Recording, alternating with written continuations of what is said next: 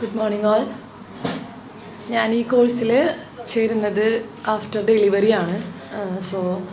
ഞാനൊരു മോണ്ടിസോറി ടീച്ചറായിരുന്നു.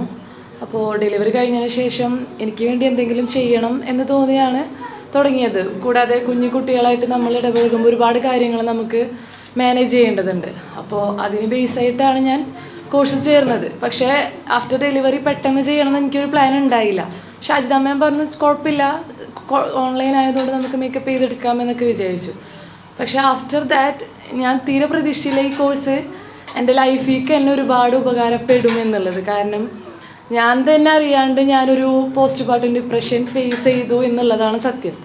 അത് ഞാൻ മനസ്സിലാക്കാനും കുറച്ച് ടൈം എടുത്തു. കാരണം കുട്ടിയും മൂത്ത ആളും ടോഡ്ലറൊക്കെ ആയിട്ട് മാനേജ് ചെയ്യാൻ ഒരുപാട് ബുദ്ധിമുട്ടി.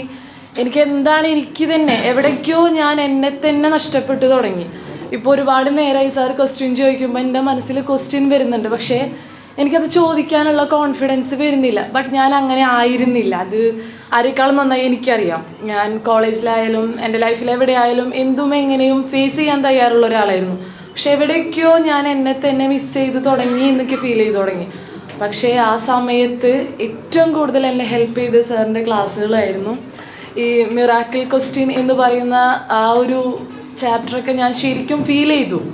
ഈ സൊല്യൂഷൻ ബ്രീഫ് തെറാപ്പി ഞാൻ എന്നിൽ തന്നെയാണ് ഞാനത് പരീക്ഷിച്ചിരുന്നത്. എൻ്റെ സ്ലീപ്പ് പ്രശ്നങ്ങൾ ഞാൻ എൻ്റെ ഫോൺ പരമാവധി ഒഴിവാക്കി, സോഷ്യൽ മീഡിയ പരമാവധി ഞാൻ ഒഴിവാക്കി എന്ന് തന്നെ പറയും. കാരണം എൻ്റെ ഇൻസ്റ്റാഗ്രാം അക്കൗണ്ട് വരെ ഞാൻ കളഞ്ഞു. കാരണം എനിക്ക് അത്രയും എന്നെ നഷ്ടപ്പെട്ടുകൊണ്ടിരിക്കുകയെന്ന് എനിക്ക് ഫീൽ ചെയ്തിരുന്നു. അതെൻ്റെ ഫാമിലിക്ക് അറിയാം, എല്ലാവർക്കും അറിയാം അത്.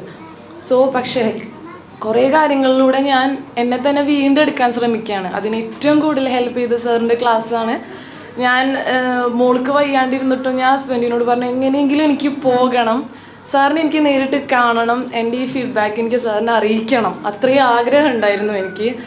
Thank you so much sir. And Shajida മാമിനും ഞാൻ ഒരുപാട് നന്ദി പറയുന്നു. കാരണം മാമിൻ്റെ ഒരു പുഷാണ് ഞാൻ ഈ കോഴ്സ് സ്റ്റാർട്ട് ചെയ്യാമെന്ന് തന്നെ വിചാരിച്ചത്. പക്ഷെ അത് ഏറ്റവും കൂടുതൽ എന്നെ തന്നെ ഹെൽപ്പ് ചെയ്തു എന്നുള്ളതാണ് സത്യം.